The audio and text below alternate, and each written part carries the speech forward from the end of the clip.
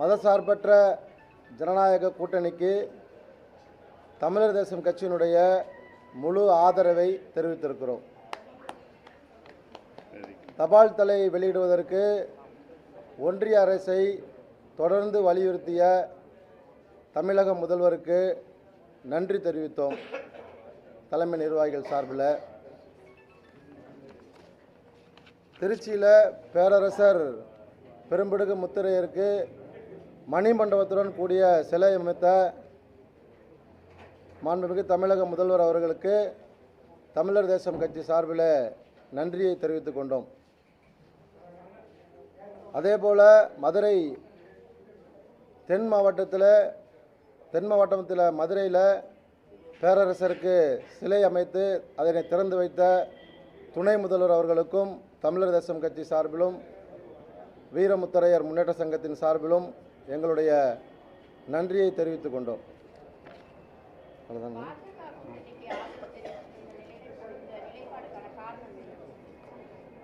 அவர்கள் தமிழக பாஜகவினர் தமிழர் தேசம் கட்சிக்கும் வீரமுத்தரையர் முன்னேற்ற சங்கத்திற்கும் கொடுத்த வாக்குறுதிகளை நிறைவேற்றவில்லை. அதனால் திமுக கூட்டணியை ஆதரித்திருக்கிறோம். வாரியம் போட்டு தரதா சொன்னாங்க, தேசிய வாரியம் போட்டு தரதா சொன்னாங்க, மீனவர் நல வாரியம். தொடர்ச்சியாக அதை நாங்கள் வலியுறுத்தி கேட்கிற போது கூட அவர்கள் அதற்கு சரியான பதில் சொல்லலை. எங்களுடைய அழைப்பை கூட அவங்க எடுக்கலை. தொடர்ச்சியாக அவங்க எங்களை ஒதுக்கும் போது நாம் அங்கே மரியாதை இல்லை, எந்த எதிர்பார்ப்பும் இல்லாமல் தமிழகம் முழுக்க பாரதிய ஜனதா கட்சிக்கு கடந்த பாராளுமன்ற தேர்தலில் தமிழகம் முழுக்க வேலை செஞ்சோம். தமிழர் தேசம் கட்சி சார்பில் அவர்கள் 18% ஓட்டு சதவீதம் பெறுவதற்கு காரணமாக இருந்தது தமிழர் தேசம் கட்சி மட்டும்தான். எங்களை அவர்கள் மதிக்கலை. அதனால் அந்த கூட்டணி விட்டு நாங்கள் வெளியே வந்திருக்கிறோம். இல்லை, தலைவர்கள் எங்களை தொடர்பு பண்ண தலைவர்கள் எங்களை சரியாக பயன்படுத்திக்கல, எங்களுக்கு கொடுத்த குறைஞ்சபட்ச வாக்குறுதியை கூட நிறைவேற்றலை. அதனால் நாங்கள் கூட்டணியை விட்டு வெளியே வந்திருக்கிறோம்.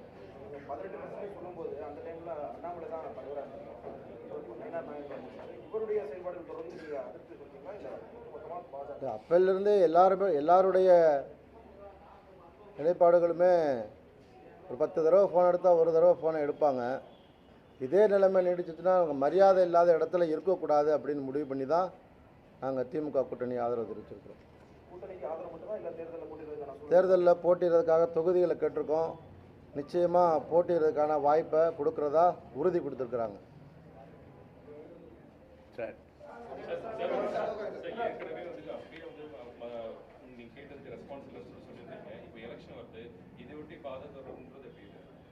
புரியல.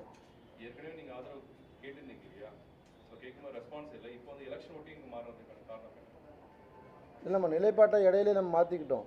எந்த நிகழ்வுலையும் அதிகமாக நம்ம கலந்துருக்க மாட்டோம்.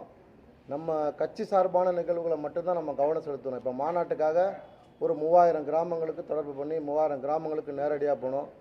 கட்சி சார்ந்த வேலை, சமூகம் சார்ந்த வேலைகளை நம்ம பார்த்துக்கிட்டு இருந்தோமே தவிர நாம் இப்போ தேர்தலுக்கு அவங்கள எப்போவுமே நம்ம தொடர்பு பண்ணதில்லை. ஏதாவது நிகழ்வுனா கூட நம்ம வேலையை பார்த்துக்கிட்டு இருந்தோம். தேர்தல் காலமாக இருக்குது, அதனால் நாம் இப்போ இந்த முடிவை எடுத்துருக்கிறோம்.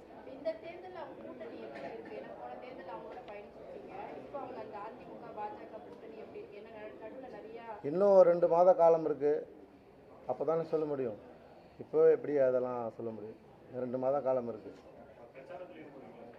நிச்சயமாக 30லேருந்து 50 சட்டமன்ற தொகுதியில் திமுக கூட்டணி கட்சிகளுடைய வெற்றிக்காக முழு வீசில் நாங்கள் வேலை செய்வோம்.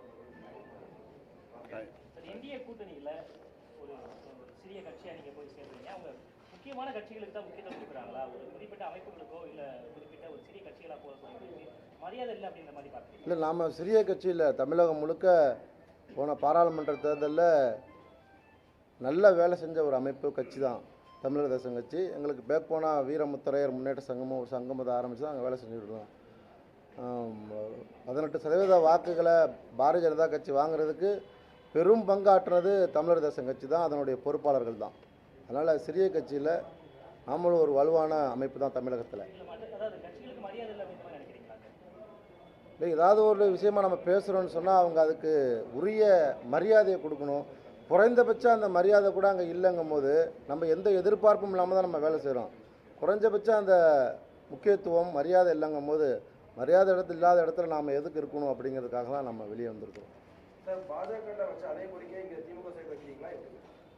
இப்போ சட்டசபை வருகிற சட்டசபை தேர்தலில் தொகுதி கேட்டிருக்கிறோம். உறுதியாக போட்டியிடுவதற்கான வாய்ப்பை திமுக வழங்குறதா உறுதி பண்ணியிருக்காங்க. நம்ம 3 தொகுதி கேட்டிருக்கோம். எத்தனை தொகுதி கூட ஒதுக்குறாங்களோ அத்தனை தொகுதியில் நாம் நிற்போம்.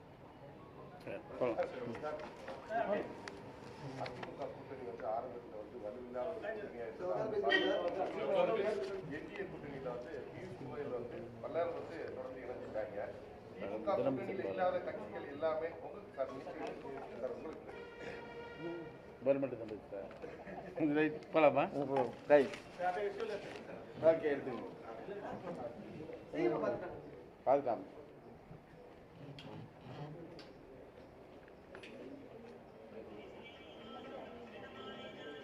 ஓகே.